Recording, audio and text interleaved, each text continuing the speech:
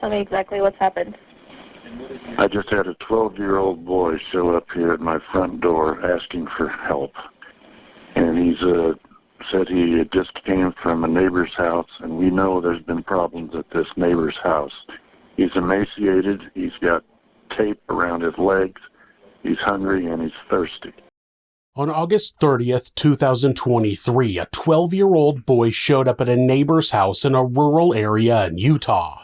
The boy was emaciated, had wounds on his body, and duct tape on his wrists and ankles. The boy asked the resident to call 911, and when police arrived, they found a 10-year-old girl also starved and abused in the same house the boy had escaped from. When the mother of the children was found, she turned out to be well known to the world as she had once been a successful YouTuber with millions of subscribers. The world had watched her rise and fall, but they could never have imagined what was really going on behind closed doors.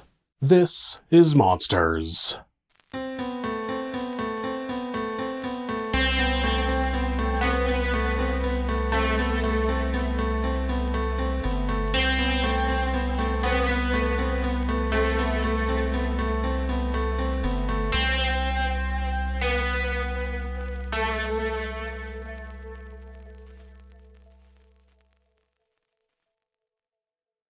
Ruby Griffiths was born on January 18, 1982 in Utah to Richard and Linda Griffiths. She was the second of 4 children born into a devout Mormon family. She was described as a happy child who enjoyed singing, dancing, and participating in church activities. Under the surface, though, her parents had high expectations, and the pressure caused her to develop anxiety and low self-esteem. Despite those challenges, Ruby participated in the Mormon Church's seminary program that included classes on LDS history. She excelled in school and got a scholarship to Brigham Young University. There she studied English and music, hoping to one day become a novelist. At the university, she met Kevin Franke, who was a mechanical engineering student, in 2001. The couple got married at the LDS Temple in Salt Lake City in 2003 and immediately started a family. Like many in the Mormon faith, they ended up having a large number of children. There would end up being 6 in total: Sherry, Chad, Julie, Abby, Russell, and Eve. Despite the responsibility of a growing family, Ruby got a bachelor's degree in English from BYU in 2010. Ruby used her writing experience to begin creating content about her family. She started a YouTube channel called 8 Passengers, which turned into your average mommy vlog with over 2 million subscribers at its peak. In the videos, Ruby came off as a loving mother who welcomed the world to watch her raise her children. She focused on subjects like her faith and the discipline of her children, all while presenting herself as a woman who was maintaining an ideal family. Behind the scenes, though, the family was anything but. There are 2 types of people who grow up in strict fundamentalist environments: the people who grow up and escape that environment, and the people who grow up to emulate it. Ruby was the latter. She believed in harsh punishments, including withholding food and physical harm. On top of the physical abuse, she exploited her children in order to make money on YouTube. She shared every aspect of their lives, giving them no say in how much the world invaded their privacy in order to get views. The transparency that had initially attracted people to the channel was soon the reason many of them left. Ruby began getting more and more people who criticized her parenting style, specifically her harsh physical and emotional punishments. One of the main turning points was when one of her sons, Chad, who was 15 years old at the time, described being banned from his bedroom for 7 months. My bedroom was taken away for 7 months, and then you give it back like a couple weeks ago. I don't think our viewers know that. You've been sleeping on a beanbag. I've been sleeping on a beanbag since October, and they gave my room back like 2 weeks ago. Oh, I'll give you the reason why I lost my bedroom. I think so. I think this is the reason. At least this is the reason that's been in my head. It's pretty funny, but now that I look back, I mean, it's pretty depressing. No, we never told our viewers. That I woke Russell up at 2 in the morning and told him that we're going to Disneyland and he has to pack. And he got up and made his bed all neatly and then packed all his clothes in a suitcase. And then he walked out the door and I'm like, Russell, and he was like, what? And he's all happy. Has his sunglasses on. And I was like, we're not going to Disneyland. And he started crying and hitting me. And then he went back to bed in tears and then... So that was not the reason you lost your room, but that was the other reason is because I pointed a BB gun at his face. Pointed a BB gun at his face and hung him on the basketball. It's not funny. Basically, Chad. That was like the day I got home too. Chad came home from Anasazi and. Russell was like, I want to try dunking the basketball, and I lifted him up on the rim. And left him there. We shot 3 minutes, and he was just hanging on there. Do you think it's funny? Because and then I walk out. If you think it's funny, then that was 7 months ago. Maybe you need longer without a bedroom. No, it was not funny. The teen had gotten in trouble for playing some relatively minor pranks on one of his younger siblings. A situation where nobody was hurt, but the teen was forced to sleep on a beanbag chair in the living room of their house for 7 months. The parents claimed that there was more to the story and that Chad was bullying the young child. Since the 2 boys shared a room, they needed to separate them. But taking away a child's bed is more serious than one might think.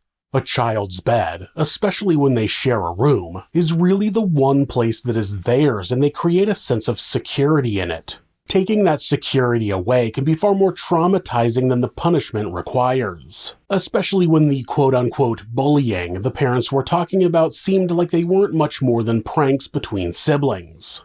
Now, I would never want to justify bullying, but as a younger brother, I do feel like there is an appropriate amount of teasing between siblings. In my opinion, oftentimes the people who are raising their children based on a fundamentalist ideal tend to be lacking a sense of humor. Everything is a punishable offense deserving of swift and severe corrective action, but sometimes it's okay to just let kids be kids. Other punishments included sending one child to a wilderness camp for troubled teens and threatening to behead a stuffed animal. Once Ruby's elementary school-age daughter Eve forgot her lunch, and when the teacher called and asked Ruby to bring it to the school, the mother of 6 just said the girl would have to go without. It wasn't that she was too busy to bring the lunch. She claimed it was the 6-year-old's responsibility and that she had to learn a lesson. In the video she released about the incident, she claimed that she hoped that nobody gave her daughter food and that nobody would step in and provide her with lunch because then she would never learn from the natural outcome. This is another example of being far too serious when it comes to punishing a child. Expecting a 6-year-old to be 100% responsible for themselves with zero leeway doesn't seem reasonable. But that wasn't the only time one of her children went hungry. In one video, she threatened 2 of her children to not feed them dinner if they didn't stop play fighting. That sentiment was shared by people online, and a Change.org petition was set up to have the Frankes investigated by the authorities. That was when a representative from the Utah Division of Child and Family Services showed up at their house to check out the situation. Of course, at that time, there wasn't much visible abuse. The house was clean and the kids were healthy, so the representative left. There weren't any actions taken by Utah DCFS at the time. Kevin Franke helped defend the channel at the beginning, but in 2022 the couple separated and Kevin moved out of the house. It's unclear if Kevin was keeping Ruby's harsh discipline at bay or if his absence was a coincidence, but during that period it seemed that the abuse of the children worsened. It was also when Ruby became involved with a woman named Jodi Hildebrandt. Jodi was a licensed clinical psychologist who had graduated from Brigham Young University. In 2007, she founded a company called Captions, which focused on relationship and business counseling. In 2012, Jodi's license was put on probation after she disclosed confidential information about a client to the LDS Church and BYU, which happened to be the client's employer. She managed to get past that while maintaining her license, and eventually her business started to turn into one of those self-help style cults. She would train women to become certified mental fitness trainers. I just want to clarify that the term certified just means that she certified them. There was no official regulated certification. One of the people she magically deemed to be certified was Ruby Franke. After her separation from Kevin, Ruby had shut down the channel 8 Passengers. After becoming a certified mental fitness trainer, she and Jodi started a new channel called Connections. Through a channel and a joint Instagram account, they offered support to mothers as well as parenting classes. Jodi's advice when it came to disciplining children was even harsher than Ruby's. She even encouraged shaming a child to get the desired results. Ruby's new partnership pushed her to abuse her children even more. Her discipline began consisting of withholding food and water for longer periods of time, forcing her sons to perform repeated physical tasks for hours or even days at a time, and restraining them. The tasks the boys performed were also done outside with no shoes or protection from the sun. One boy ended up with severe sunburns where the skin was blistered and sloughing. While doing the work, the children were told they were evil and possessed. After Kevin left and Ruby became involved with Jodi, people around them said that the Franke children were visibly more withdrawn and they were pulled out of school. Neighbors noticed that the 4 youngest children were being left home alone. The oldest child, Sherry, had identified her mother as abusive and had distanced herself after moving out of the family home. After moving out, she attempted to notify authorities about the youngest children being left alone multiple times with no success. That was due to Utah having passed a law allowing parents to practice free-range parenting. It has essentially made it legal for parents to leave their young children alone with no supervision. On August 30th, 2023, 12-year-old Russell Franke managed to escape from Jodi's house in Ivins, Utah. He made his way to a neighbor's house and asked him to call 911. He says he just left through the porch at the neighbor's house. Her name is Jodi Hildebrandt, and she lives 2 doors up the street. Out here in Cayenne, the houses are far apart. Yeah, out here in Cayenne, the houses are far apart, so he walked just under a block to get to our house. He rang my doorbell and asked me to call the police. Does he seem to be under the influence of drugs or alcohol? I don't think so, but he's very thirsty and... Need an ambulance? I don't think he needs an ambulance. I'll let the cops decide that, but his ankles are taped up and he won't tell us why. Okay. But he has duct tape around each ankle. Yeah, there's sores around them. I think there's a good chance he's been... He also said... Oh, and he has them around his ankles. I mean, his wrists as well. Okay, this boy has been... He needs... This kid has obviously been... I think he's been detained. He's obviously covered in wounds. Okay. Let's get the paramedics headed over that way, okay? Oh, that's a good idea, too. Russell was obviously malnourished, and he had duct tape on his ankles and wrists. When police arrived at Jodi's home, they found 10-year-old Eve also malnourished inside the home. Both children had visible wounds and were taken to the hospital to be treated for multiple conditions. First, they had physical wounds on them in the form of cuts and abrasions. The duct tape wasn't from being restrained. It was there because the kids had open wounds from the handcuffs that were used to restrain them. Ruby and/or Jodi had used honey and cayenne pepper to treat the wounds and then put duct tape over them. Second, they were severely malnourished and dehydrated. And third, they had suffered from obvious psychological trauma. Once they were treated, they were placed into state custody, but there were still 2 more minor children that weren't accounted for. Police went to Ruby's house, and when there was no response, they kicked down the door, expecting the worst. Fortunately, the house was empty, but the search for the missing children continued. It turned out that Ruby had called another woman who worked for Connections, Pam Botcher, and asked her to pick up the teen girls, Abby and Julie, from a rec center earlier that day. The 2 other minors were located at Pam's house and placed into state custody. At the Botcher house, officers placed Pam under arrest and questioned her in the police cruiser, and it was obvious that she wasn't involved in any of the child abuse. She told the officer that Ruby had called her at about noon that day, told her that she had a family emergency, and asked if she could pick up the 2 teen girls from a rec center where they had been swimming. Pam went on to say that she did pick them up, she had them help her with some cleaning around the house, and then they had ice cream. Otherwise, she wasn't aware of what was going on. She was released and never charged with any crimes related to the case. I think it's important to note that when the older 2 minor children were located, they didn't want to go with the police. And based on body cam videos, they just seemed extremely distrustful of the officers. And of course, teenagers can be distrustful of authority figures, but this case seemed different, and it's likely based on what they were learning from their mother and Jodi. Part of the cultish behavior being taught by Connections was that the authorities and really anyone else outside of their group were always lying to them and trying to destroy them. It's a common tactic with cults because it keeps the victim away from the people who would otherwise be helping them. All of the negative things people were saying about the organization in question were lies, and those people just wanted to hurt them. It's likely that Abby and Julie were at the age where enough of that was being absorbed.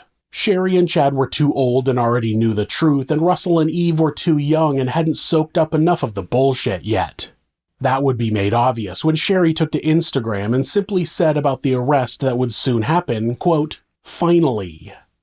Both Ruby Franke and Jodi Hildebrandt were arrested and each were charged with 6 counts of felony aggravated child abuse. 1 count for each child for the physical abuse, starvation, and mental abuse. Jodi surrendered her counseling license, and YouTube deleted the 2 channels that were linked to her. During the investigation into the case, investigators found a journal belonging to Ruby where she documented a timeline of abuse and wrote about religious extremism. In one passage, she wrote, quote, "If you can engage a weak-minded soul in a physical activity of obedience, you can begin to break the bond Satan made with the weak." In another entry, she wrote, quote, "These selfish children who only desire to take, lie, and attack have zero understanding of God's love for them." Investigators think that the women truly believed the abuse they were inflicting on the children was necessary in order to cast evil spirits out of their bodies. Within the pages of that journal, Ruby wrote that Jodi had found a 500-acre plot of open land in Arizona so that the 2 young children could work. In one entry, she wrote, quote, "They will think they won. They will think they got what they wanted. They will relax. Then pop. We will drop them like hot potatoes out in the desert, their new home." She wrote that the children could learn from what she described as natural outcomes, like a kick from a horse or running into a cactus. The women were preparing for the move when Russell escaped from Jodi's house and made it to the neighbor's house. After the arrest and her initial statement of "finally," Sherry posted more to social media. She wrote, quote, "Today has been a big day. Me and my family are so glad justice is being served. We've been trying to tell the police and CPS for years about this, and so glad they finally decided to step up." On December 18, 2023, Ruby Franke pleaded guilty to 4 counts of aggravated child abuse. She claimed that she was taken advantage of by Jodi, and her lawyer said, quote, "Initially, Miss Franke believed that Jodi Hildebrandt had the insight to offer a path to continual improvement. Miss Hildebrandt took advantage of this quest and twisted it into something heinous. Miss Hildebrandt systematically isolated Miss Franke from her extended family, older children, and her husband, Kevin Franke. They claimed that Ruby was subjected to a distorted sense of morality shaped by Jodi's influence. In her plea deal, she agreed to testify against Jodi. When the plea agreement was released to the public, it was then that people realized the full scale of the abuse against the 2 youngest Franke children. It was required for Ruby to detail exactly what had happened to the children over the past year. The plea agreement read, quote, "Count 1. The defendant's actions involved the physical torture of RF. Initially, RF was forced to do physical tasks for hours and days at a time. These included wall sits, carrying boxes full of books up and down stairs, and working outside. Eventually, RF was forced to do outside labor without shoes and in the summer heat. He was forced to stand in the direct sunlight for several days. He was forced to remain outside at all hours of the day and night for extended periods of time. These actions resulted in repeated and serious sunburns with blisters and sloughing skin. RF was denied adequate water for several of the days and was required to remain in the summer heat, and was punished when he secretly consumed water. He was denied sufficient food, and when given food, he was given very plain meals, example, rice and chicken, while others in the house ate regular and more flavorful meals. He was isolated from other people and denied all forms of entertainment, including books, notebooks, and electronics. In addition, after RF attempted to run away in July, his hands and feet were regularly bound. Binding included being tied to the defendant and to weights. Many times, the binding included using 2 sets of handcuffs, one on RF's wrists and one on his ankles. At times, with RF lying on his stomach, ropes were used to tie the 2 sets of handcuffs together so that his arms and lower legs were lifted off the ground. The binding resulted in injuries to RF's wrists and ankles, where the handcuffs cut through the skin and damaged the muscle/tissue. These injuries were treated with homeopathic remedies and covered with duct tape. Then the bindings were placed on top of the duct tape. Specific incidences of abuse committed by the defendant included 1. Kicking RF while wearing boots, 2. Holding his head underwater, and 3. Cutting off oxygen by placing her hands over his mouth and nose. Count 2. The actions described above caused serious emotional harm to RF due to the fact that they began in May and escalated throughout the summer months. Additionally, the defendant and another adult regularly sought to indoctrinate RF and convince him that he was evil and possessed, and that he needed to willingly be obedient to avoid punishments, and that the punishments were necessary to repent. He was also told that everything that was being done to him were acts of love. Counts 3 and 4 were similar descriptions of the first 2 counts, but regarding Eve. Ruby's testimony against Jodi Hildebrandt would end up being unnecessary because she also pleaded guilty to 4 counts of aggravated child abuse shortly after. In her plea agreement, Jodi described forcing Eve to jump into a cactus multiple times. When I was 5 years old, a group of neighborhood teens grabbed me and threw me into a bush full of thorns. Maybe I'm just stupid, but I can't think of any reason the pain I felt due to that would make me a more obedient child. Both Ruby Franke and Jodi Hildebrandt were sentenced to 4 consecutive terms of 1 to 15 years in prison, with a maximum of 30 years. At her sentencing, Ruby said, quote, "To my babies, I was so disoriented that I believed dark was light and right was wrong." She expressed remorse for her actions, but still shifted blame. In the 12 months before the arrest, Kevin had not seen his children and was unaware that the abuse had escalated. Of course, I will never say it's okay to not see your children for that long when you're living in the same city as them, but it turns out that he was also a victim of manipulation by Ruby. The separation was supposed to be for the benefit of the family, as it seemed that Ruby had convinced Kevin that he and he alone had problems that needed work. She encouraged him to stay away so that his problems didn't infect the family, and when he found out about the arrest, he was shocked. Ruby claimed that Jodi had kept her away from her family and her husband, but Ruby's manipulation of her husband started before that. Kevin divorced Ruby in November of 2023. Was Ruby Franke another victim? Was she manipulated by Jodi Hildebrandt to the point of torturing her own children? Or was she already on that path, and did her partnership with Jodi just give her the push she needed to escalate the severity of her child abuse? In my opinion, the latter is true. Ruby was already using extreme punishments against her children. Her oldest child had distanced herself, and she had already manipulated her husband.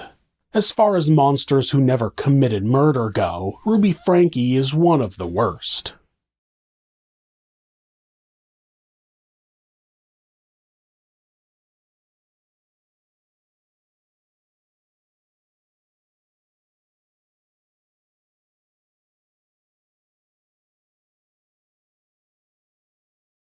If you're a fan of true crime, hit subscribe and turn on notifications so you don't miss an episode. You can also hit like or leave us a comment. You can check out our other show, Somewhere Sinister, on YouTube or anywhere that you listen to podcasts. If you'd like to support the show, check out our merchandise at thisismonsters.com. The link is in the description. Thanks again, and be safe.